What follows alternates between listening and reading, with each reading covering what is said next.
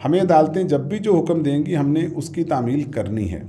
ہاں یہ کہ ہمارے آفیسر زخمی نہ ہوں یا ان پہ پتھراؤ نہ ہو یا ان پہ پیٹرول بم نہ پھینکے جائیں یا ان کی گاڑیوں کو نظر آتش نہ کیا جائے یا ان کے بازو نہ ٹوٹیں یا ان کے گھر والے اس لیے پریشان نہ ہو کہ قانون کے کام کے لیے گئے تھے نفاذ کے لیے یا اس پہ عمل درآمد کے لیے وہ نہ ہوں.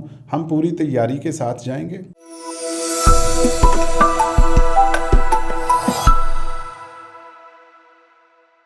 السلام علیکم. وی ایکسکلوسیو کے ساتھ میں ہوں فہیم پٹیل اور آج ہمارے مہمان ہیں آئی جی اسلام آباد ڈاکٹر اکبر ناصر خان صاحب. سر تھینک یو سو مچ آپ کی آمد کا. اچھا سر، اس وقت زمان پارک خبروں کی زینت بنا ہوا ہے اور جہاں زمان پارک آ رہا ہے وہاں اسلام آباد پولیس کی بھی کوئی نہ کوئی بات ہے. تو آپ ہمیں کلیئر کیجئے کہ اس وقت یعنی اسلام آباد پولیس کی کیا ذمہ داریاں تھیں، لاہور پولیس کا کیا کردار تھا. آپ ہمیں بتائیے کہ ایکچولی ہو کیا رہا ہے. دیکھیے آپ نے 3 سوال پوچھے ہیں. پہلی بات یہ کہ اسلام آباد پولیس کی کیا ذمہ داری تھی اور زمان پارک کے واقعات سے متعلق. ایسا ہے کہ ایک کیس ہے توشہ خانہ میں، election commission of Pakistan versus Imran Ahmed Khan Niazi صاحب، اور وہ ایک معروف پارٹی کے چیئرپرسن ہیں، آپ جانتے ہیں. ان کا وہ جو کیس چل رہا تھا اس کیس میں ایسے ہوتا ہے کہ عدالت جو ہے ایڈیشنل سیشن جج صاحب کی، ظفر اقبال صاحب کی، وہ ایک آرڈر ایشو کرتی ہے کہ عمران احمد خان صاحب جو ہیں وہ پیش ہوں عدالت میں. عام طور پہ یہ معاملہ الیکشن کمیشن آف پاکستان اور عدالت کے درمیان ہے جو کہ ان کیسز کو سنتی ہے. پولیس کا رول تب آتا ہے کہ اگر عدالت کو کسی قسم کی معاونت چاہیے ہو. اس کیس میں معاونت عدالت کو یہ چاہیے تھی کہ انہیں تقریباً جہاں تک مجھے یاد پڑتا ہے فیبرری سے یہ ریکویسٹ کی جا رہی تھی کہ وہ عدالت میں آ کے پیش ہوں. ان اپنے وکیل کے ذریعے تو وہ پیش ہو ہی رہے تھے، لیکن جب فرد جرم عائد کرنے کی باری آتی تھی تو انہیں گزارش کی کہ ان کا وہاں پہ خود موجود ہونا ضروری ہے، اور وہ نہیں آ رہے تھے. تو اس سلسلے میں پچھلے مہینے میں اور پھر اس مہینے کے شروع میں بھی کچھ پہلے وارنٹس ایشو ہوئے جس میں انہیں کہا کہ آپ پیش ہوں. اس مہینے کے شروع میں ہمیں یہ کہا گیا اس عدالت کی طرف سے، اور یہ ایک روزمرہ کا ہی معمول ہے کہ ایسے کئی وارنٹس ایشو ہوتے ہیں کہ آپ ان کے ناقابل ضمانت وارنٹس ہیں. یعنی اس صورت میں پولیس جا کے ان کو عام طور پہ تو یہ ضمانت لے لی جاتی ہے کہ آپ پیش ہو جائیں اور وہ یقین دہانی پہ ہو جاتے ہیں. ناقابل ضمانت وارنٹ میں یہ ہوتا ہے کہ پولیس اسلام آباد پولیس کو کہا گیا کہ آپ جا کے انہیں لے کے آئیں، ٹھیک ہے، تاکہ وہ یہاں پیش ہوں. لے کے آنے کا طریقہ ہمارے یہاں یہ ہوتا ہے کہ پولیس ان کو گرفتار کرتی ہے اور وہ عدالت میں آ جاتے ہیں سالتاً ان ریئل ٹرمز، اور پھر وہاں پہ آ کے عدالت کی مرضی ہوتی ہے. عدالت ان کو دوبارہ چھوڑ سکتی ہے، ان سے کچھ نہ کچھ ضمانتیں لی جا سکتی ہیں. تو اس طرح پچھلے ہفتے میں ہم نے بھیجا، ایک ہمارے ایس پی صاحب تھے وہ گئے، ان کے ساتھ دوسرے افسران تھے، اور ہم نے کہا جی ضرور تشریف لائیے کیونکہ عدالت نے آپ کو بلایا ہے. تو اس وقت تک تو ان کے ایک سینیٹر صاحب نے لکھ کے بھیج دیا کہ یہ آ جائیں گے. 13 تاریخ شاید دی گئی جہاں تک مجھے یاد پڑتا ہے، لیکن اس تاریخ کو وہ پیش نہیں ہوئے.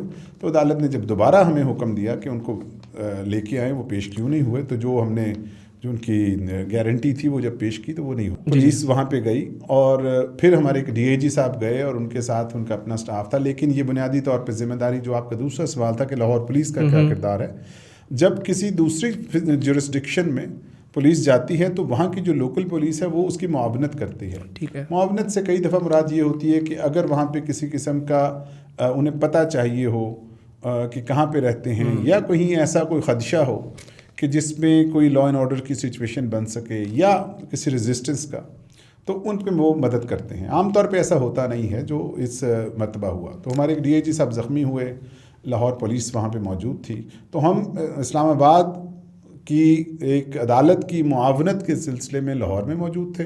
لاہور پولیس کا کردار یہ تھا کہ وہ ہماری مدد کرتی. ڈی اے جی کا ذکر ہوا، میں آپ سے سوال کرنے بھی والا تھا. زخمی ہو گئے ہیں تو آپ کوئی ایف آئی آر کٹوائیں گے یا کوئی آپ ایکشن لینے کا کچھ سوچا ہے آپ نے اس بارے میں کہ آپ کے ڈی آئی جی زخمی ہوئے اس پوری کارروائی میں؟ جی، اس میں ہمارے 5 اور لوگ بھی، تقریباً 9 لوگ ہیں کل جو زخمی ہوئے ہیں، اور مزید بھی لوگ ہیں جن کے وہاں پہ ایف آئی آر چونکہ وقوع ہوا ہے لاہور میں، تو وہاں پہ اس میں ایف آئی آر درج کی جا چکی ہیں. اور ہمارے ایک صاحب جو ہیں وہ پولیس آفسر ابھی بھی سروسز ہاسپٹل میں ایڈمٹ ہیں. ان کی کمر کا ایک موہرا جو ہے وہ ٹوٹ گیا ہے، وہ اینٹیں اور پتھر لگنے سے. تو آپ کیا ایکشن، آپ اسلام آباد پولیس کیا ایکشن کر سکتی ہے، یعنی کیا فیصلہ کر سکتی ہے اس پوری صورتحال میں؟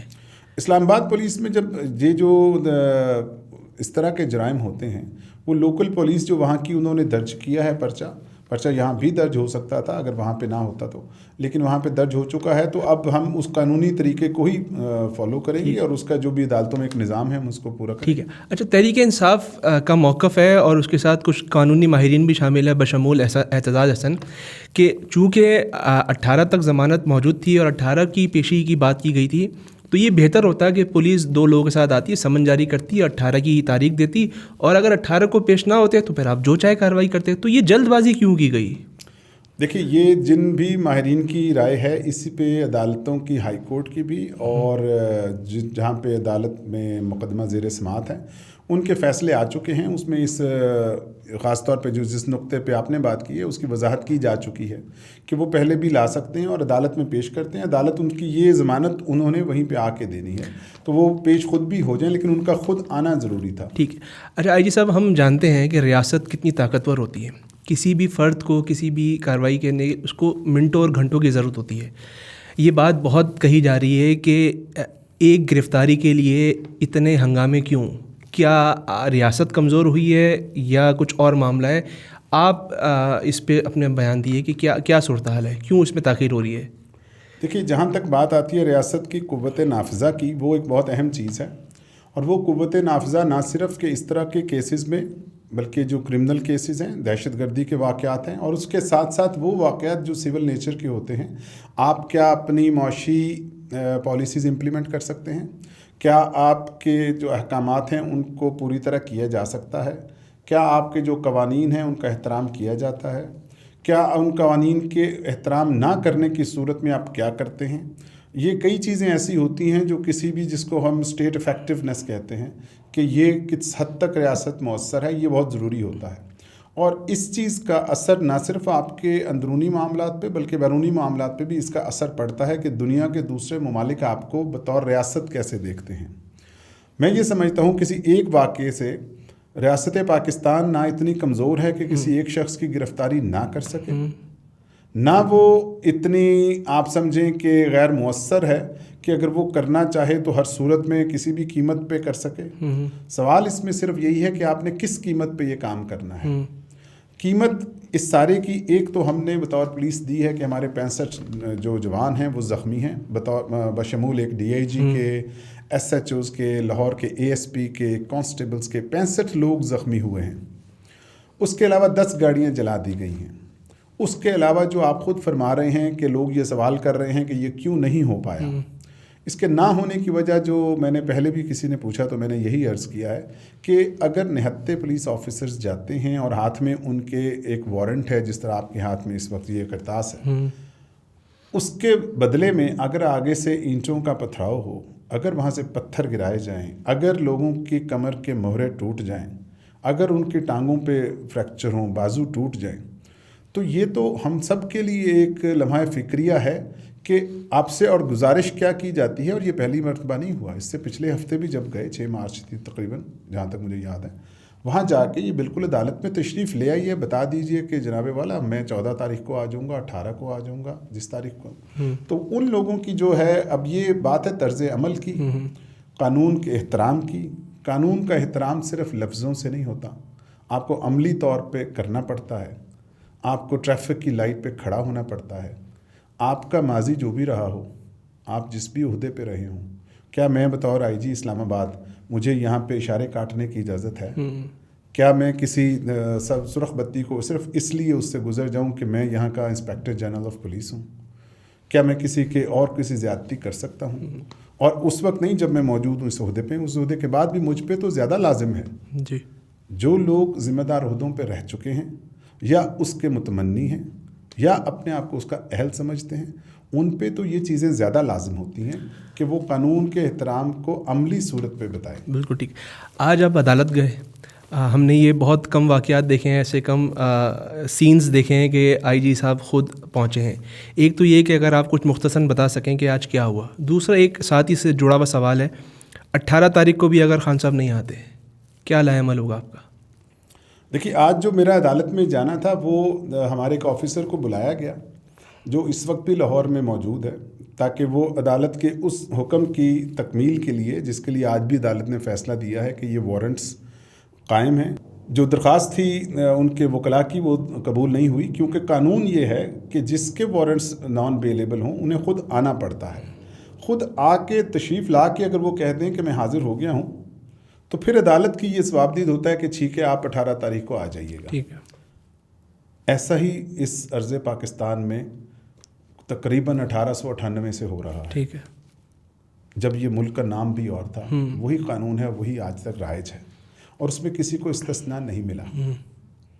तो लिहाजा अगर अदालत ने ये फ़ैसला किया है तो हमने, अदालत ने अगर फिर हमें कहा है कि उन्हें लेकर आएँ, तो 18 तारीख तक आने की यकीन दहानी वो करवा चुके हैं।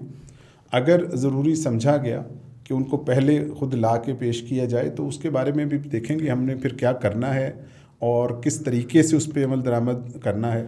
ज़्यादा बेहतर तो यही होगा कि तमाम मामलात बग़ैर किसी ताकत के इस्तेमाल के खुश असलूबी से और अदालतों को और अपने कवानीन का एहतराम करते हुए पूरे कर लिए जाएँ। इस्लामाबाद पुलिस क्या करेगी अगर दोबारा ज़मान पार्क जैसे कोई वाक़यात रुनुमा होते हैं? क्या लाएअमल है, क्या दूसरा ऑप्शन है आपके पास? इस्लामाबाद पुलिस के जो ज़िम्मेदारियां हैं वो अपनी अदालतों को, जो हमारी जुरिस्डिक्शन में हैं, और आपको शायद अंदाज़ा हो इस्लामाबाद पुलिस वाहिद पुलिस है जिसकी जुरिस्डिक्शन में ज़िली अदालतें भी हैं, उसमें हाई कोर्ट भी है और सुप्रीम कोर्ट भी है। तो तमाम तर पाकिस्तान की अदालतों के और स्पेशल कोर्ट्स भी हैं, जो भी तीनों टीयर्स हैं वो यहाँ मौजूद हैं। हमें अदालतें जब भी जो हुक्म देंगी हमने उसकी तामील करनी है। हाँ, ये कि हमारे ऑफिसर ज़ख्मी ना हो, या उन पे पथराव ना हो, या उन पे पेट्रोल बम ना फेंके जाएं, या उनकी गाड़ियों को नज़र आतिश ना किया जाए, या उनके बाजू ना टूटें, या उनके घर वाले इसलिए परेशान ना हो कि कानून के काम के लिए गए थे, नफाज के लिए या उस पर अमल दरामद के लिए वो ना हो। हम पूरी तैयारी के साथ जाएंगे और उससे पहले पूरी कोशिश करेंगे कि ये नौबत ही ना आए कि इस तरह के वाक़यात दोबारा हो सकें। और अगर हमने एक ऐसी सोसाइटी की तश्कील करनी है जिसमें कानून का हुक्म जो है वो बालादस्त हो, तो हम सबको अपने रवैयों पे नज़रसानी करना होगी। इस्लामाबाद के बारे में ये मुख्तलिफ बातें की जा रही हैं सोशल मीडिया पे। क्राइम रेट बढ़ गया है। अभी 6 मार्च को G14 में एक साथ 13-14 लोगों को लूटा गया और एक तासुर दिया जा रहा है कि ये शायद ये दूसरा कराची बनने जा रहा है। आप इस हवाले से लोगों को क्या इत्मीनान देना चाहते हैं, क्या यकीन दहानी कराना चाहते हैं, या आप क्या एक्शन इस पूरे सूरत-ए-हाल के हवाले से कर रहे हैं? दो बातें, आप ख़ुद कराची के रहने वाले हैं तो ये तासुर तो आप बता दीजिए कि कराची और इस्लामाबाद में फ़र्क क्या है। दूसरी बात ये कि यहाँ पे जो मुख्तलिफ़ अवामिल हैं, इस्लामाबाद में और कराची शायद जितना बड़ा वो कराची बज़ाते ख़ुद उसका मुवाजना मेरे ख़याल इस्लामाबाद से मुमकिन है नहीं, लेकिन G14 या इससे मुल्हका जो इलाके हैं, इस्लामाबाद एक ऐसा शहर है और जिस तरह ज़राए आमदोरफ्त बेहतर हुए हैं, इसकी आबादी में जो इजाफ़ा हो रहा है और रोज़ जो यहाँ पे आने जाने वाले लोग हैं, मोटरवेज़ का बनना और सड़कों की आमदोरफ्त में, उसमें क्रिमिनल्स के लिए भी आना जाना उतना ही आसान है जितना कि मेरे और आपके लिए। लेकिन जो दूसरी वजह उसकी ये है कि जो इस्लामाबाद की जो हर सिपाही जो है वो 12 घंटे ड्यूटी करता है। मेरा नहीं ख्याल कि आप रोज़ 12 घंटे आपको काम करना पड़ता हो, ठीक है, इवन आपके प्रोफेशन में भी। तीसरी चीज़ ये कि जो इस्लामाबाद की पुलिसिंग की प्लानिंग है ये 2008 तक की गई है और 2008 से अब 2024 आने वाला है। 16 साल में इस्लामाबाद की आबादी तकरीबन 2 से 3 गुना बढ़ चुकी होगी। अब वहाँ पे ना पुलिसिंग का उस तरह का निज़ाम मौजूद है। हमने अभी 3 पुलिस स्टेशंस बनाए हैं और मज़ीद 2-1 पुलिस स्टेशंस बनाने के पे हम गौर व फिक्र कर रहे हैं। लेकिन जब तक आप सिक्योरिटी को, जो हमारी बढ़ती हुई आबादी है और ये जो हाउसिंग सोसाइटीज़ हैं, इनके साथ लिंक नहीं करेंगे, जब तक ये हाउसिंग सोसाइटीज़ अपने साथ एक NOC पुलिस का भी नहीं लेंगे कि यहाँ पे सिक्योरिटी कवर कैसे होगा। आप वहाँ पे एक पूरा सेक्टर आबाद कर दें और जिसकी सिक्योरिटी के लिए आपने पूछा भी नहीं चीफ़ ऑफ इस्लामाबाद से कि जनाब आप कितने लोग यहाँ पे लगाएंगे, तो या तो मैं दूसरी जगहों से पुलिस ऑफिसर निकाल के वहाँ भेज दूँ, तो फिर क्राइम दोनों तरफ होगा, जो कि हम इस वक्त करने की कोशिश कर रहे हैं। लेकिन लोगों के लिए, जैसे आपने कहा, एक ही दिन में इस वाक़े की मेरे इल्म में नहीं है कि हो। ये ज़रूर है कि यहाँ पे जो वाक़यात हुए हैं वो अफसोसनाक हैं। उसमें किसी सूरत में हम ये नहीं कह सकते कि ये हमारी ज़िम्मेदारी नहीं है, ये बिल्कुल हमारी ज़िम्मेदारी है। हम पूरी कोशिश करेंगे, लेकिन हमें उसके साथ साथ लोगों का ताउन भी चाहिए होगा। जितने रिसोर्सेज हैं और जितने इस वक्त ख़ास तौर पे जो मसाइल चल रहे हैं, आप जानते हैं, जो इस्लामाबाद की हद तक, ان کو دیکھتے ہوئے ہمیں وسائل بھی زیادہ چاہیے, لوگوں کا تعاون بھی چاہیے. اور آخری بات جو میرا خیال ہے سب لوگ سننا بھی چاہیں گے وہ یہ ہے کہ پولیس کو بھی زیادہ محنت کی ضرورت ہے.